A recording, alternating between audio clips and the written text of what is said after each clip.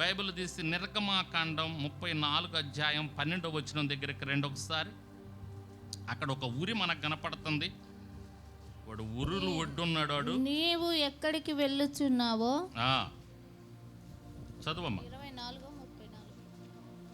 34:12. నీవు ఎక్కడికి వెళ్ళుచున్నావో ఆ దేశపు నివాసులతో నిబంధన చేసుకొనకుండా జాగ్రత్త పడుము. ఒకవేళ అది నీకు ఉరి కావచ్చును.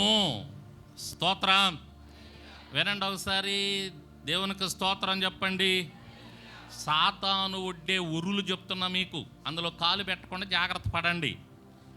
ఏంటదంటే ఇక్కడ ఒకటి మనం చూస్తూ ఉన్నాం. అదేంటి అంటే, నువ్వు ఎక్కడికి వెళ్ళుచున్నావో ఆ దేశపు నివాసులతో నిబంధన చేసుకొనకుండా జాగ్రత్త పడు.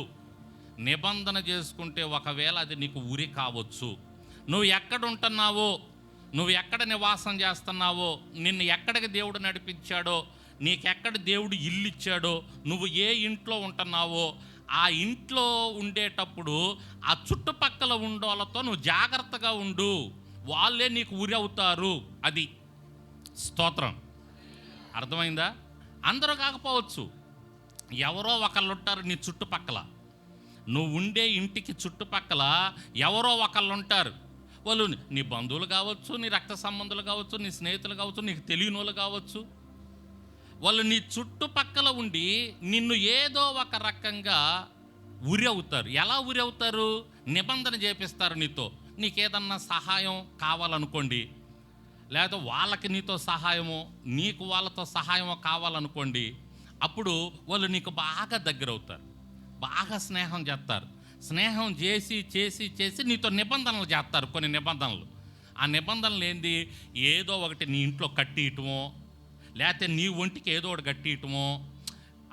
పాస్టర్ గారు చెబుతుంటాడు, మందిరానికి వెళ్తుంటాము, ప్రార్థన చేసుకుంటుంటాం, అంత మాత్రాన మనం ఇది చేస్తే తప్పే ఉంది.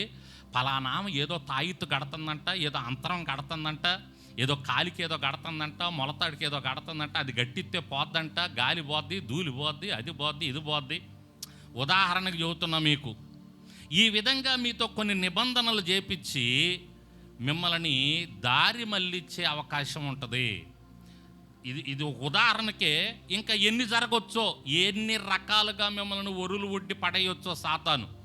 ఎవరిని వాడుకుంటాడంటే మీ ఇంటి చుట్టుపక్కల ఉన్నటువంటి వాళ్ళనే వాడుకుంటాడు, నిన్ను నిబంధన చేసి పడేయటానికి, ఉరుల్లో నువ్వు పడటానికి. నువ్వు ఆ ఉరుల్లో పడకూడదు, అది ఒక ఉరి కావచ్చు. కాబట్టి తస్మా జాగ్రత్త. యేసయ్య చెప్తున్నాడు. దేవునికి స్తోత్రం. హల్లెలూయా. నువ్వు ఎక్కడికి వెళుతున్నావు ఆ దేశపు నివాసులతో, అంటే నీ ఇంటి పక్కన ఉన్నటువంటి అన్యులతో. నువ్వు బాప్తిజం పొందుకున్నావు, నువ్వు యేసయ్యను నమ్ముకున్నావు, నువ్వు మందిరానికి వచ్చావు, నువ్వు దేవుని మాటలు వింటున్నావు. నీకు ఒక నిబంధన ఉంది, నీకు ఒక కట్టుబాటు ఉంది, నీకు ఒక వాక్యం ఉంది. ఇదిగో పరిశుద్ధ గ్రంథం నీకు ఇవ్వబడింది. పాస్టర్ గారు నీకు చెప్తున్నాడు, నువ్వు తెలుసుకుంటున్నావు దేవుని వాక్యం. ఈ వాక్యం ఒక నిబంధన నీకు ఉన్నప్పుడు ఈ నిబంధన మీరి వేరే నిబంధనలోకి మనం వెళ్ళకూడదు. వాళ్ళు ఏదో ఇంకొక నిబంధన తీసుకొచ్చి పెడతారు, ఇంకొకటి ఏదో కహాని మన ముందు పెడతారు, ఏదో కథ అల్లుతారు, ఏదో చెప్తారు వచ్చి. కాబట్టి అది మనకు ఉరి కావచ్చేమో. కాబట్టి నువ్వు జాగ్రత్త పడాలి.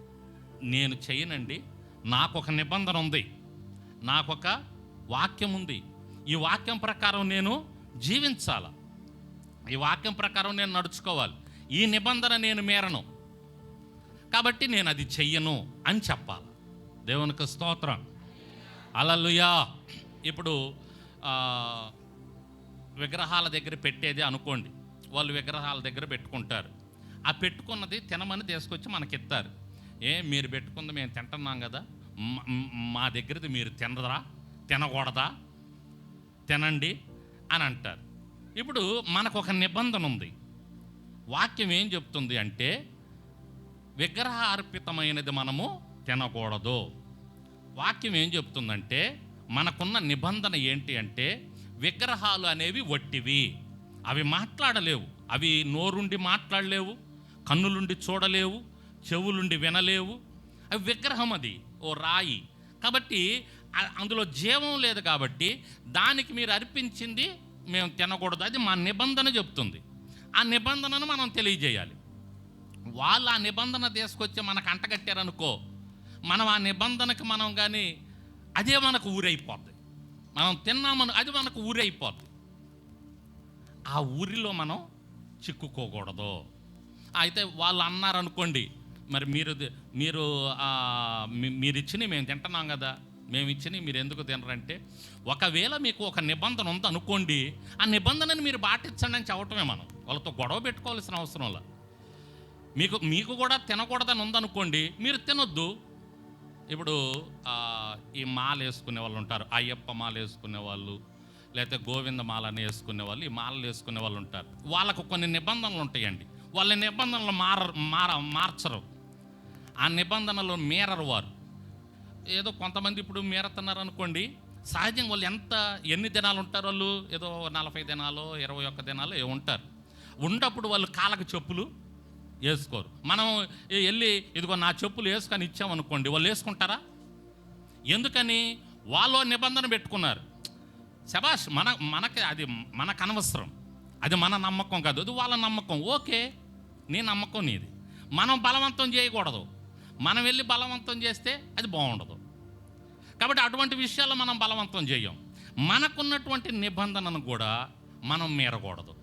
మనకి దేవుడిచ్చిన నిబంధన, జీవంతో కూడిన నిబంధన, నిత్య రాజ్యానికి నడిపించే నిబంధన, మనకు ఒక నిబంధన ఉంది. ఆ నిబంధన మీరకూడదు. జాగ్రత్తగా ఉండండి. అది విగ్రహార్పితమైనదైనా, లేకపోతే ఏదన్నా మనకు కట్టుకునేదైనా, కట్టేదైనా, చేసేదైనా, క్రియలైనా, ఏ అయినా సరే మనకు ఉరి కావచ్చు. మన చుట్టుపక్కల ఉన్న వాళ్ళతోనే వాళ్ళే మనకు ఉరిగా తయారవ్వచ్చు. తస్మాత్ జాగ్రత్త. ఎవరు ఏది చెప్పినా కూడా వినొద్దు.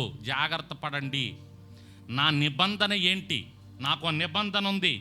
నేను నా దేవుడు, జీవం కలిగినటువంటి సైన్యములకు అధిపతియగు యెహోవాని నేను నమ్ముకున్నా. యేసయ్యని నేను నమ్ముకున్నా. నా కోసం ప్రాణం పెట్టాడు ఆయన. చివరి రక్తబొట్టు వరకు కార్చాడు. నేను ఆయన నమ్ముకున్నా, నమ్మి బాప్తిజం పొందా. నాకు ఒక నిబంధన ఉంది, నాకు ఒక వాక్యం ఉంది, నాకు ఒక పద్ధతి ఉంది, నాకు ఒక కట్టుబాటు ఉంది, నాకు కొన్ని ఆజ్ఞలు ఉన్నాయి. ఇవి నేను చేస్తాను, ఇవి నేను చెయ్యాల.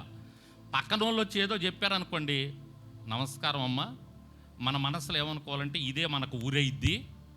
ఈ ఊరిలో కానీ కాలు పెట్టామంటే ఇక బయటకు తీసుకోలేము. దేవుని చేత అనవసరంగా దెబ్బలు తినాలా. కాబట్టి వందనాలు చెప్పి ఆ ఊరిలో నుంచి బయటపడండి. దేవునికి స్తోత్రం. హల్లెలూయా. కాబట్టి ఇక్కడ మనకి ఉరి కావచ్చు ఏంటి అంటే, నువ్వు ఎక్కడ నివసిస్తున్నావో, నువ్వు ఎక్కడ నీకు దేవుడు గృహం ఇచ్చాడో, నువ్వు ఏ గృహంలో ఉంటున్నావో, నీ గృహము చుట్టుపక్కలే నీకు ఉరిగా ఉండే వాళ్ళు ఉంటారు. వాళ్ళతో జాగ్రత్తగా ఉండి స్నేహం చేయకూడదని నేను చెప్పట్లేదు, వాళ్ళని త్రోసేయమని నేను చెప్పట్లా. మేము యేసయ్య నమ్ముకున్నాం మీరు కాదని కొంతమంది కొంచెం అంటరాని వాళ్ళగా చూస్తుంటారు వాళ్ళని. అది చాలా తప్పు. మళ్ళీ అలా చేయకూడదు. మనం అందరినీ ప్రేమించాలి, అందరితో సహవాసం చేయాలి, అందరితో కలిసే ఉండాలి. కానీ మన నిబంధన మాత్రం మనం దాటకూడదు. జాగ్రత్త. దేవునికి స్తోత్రం. మనకి దేవుడిచ్చిన నిబంధనను మాత్రం మనం మీరకూడదు. వాళ్ళతో కలిసి స్నేహం చేయొచ్చు, వాళ్ళతో కలిసి భోజనం కూడా చేయొచ్చు, ఇబ్బంది ఏం లేదు. అది విగ్రహార్పితమైనది కానప్పుడు, నేను దేనికైనా వాళ్ళు పిలిచినప్పుడు, ఓ ఫంక్షనో ఓ కార్యమో, చక్కగా వెళ్ళి భోజనం చేయొచ్చు, చక్కగా తాగొచ్చు, వాళ్ళతో కలిసి ఉండొచ్చు ఆ కాసేపు, అంతే. కానీ నిబంధనను మాత్రం మీరొద్దు. దేవునికి స్తోత్రం. కాబట్టి ఇదిగో నేను నేడు మీకు ఆజ్ఞాపించున్నది ఏమనగా, నువ్వు ఎక్కడికి వెళ్ళుచున్నావో ఆ దేశ నివాసులతో నిబంధన చేసుకొనకుండా జాగ్రత్త పడము. ఒకవేళ అది నీకు ఉరి కావచ్చు, ఈ ఉరిలో పడమాక.